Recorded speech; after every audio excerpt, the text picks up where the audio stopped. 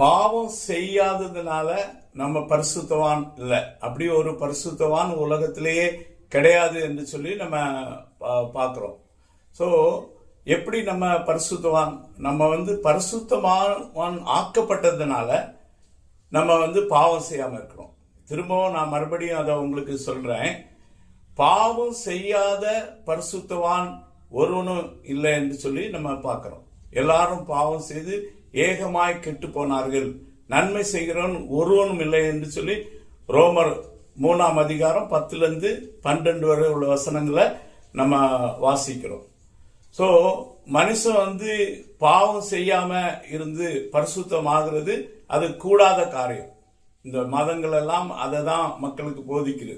நீங்க பாவம் செய்யாம இருந்து பரிசுத்தவான் ஆக வேண்டும், அப்படி பாவம் செய்தா அதுக்கான பரிகாரங்களை நீங்க செய்ய வேண்டும்.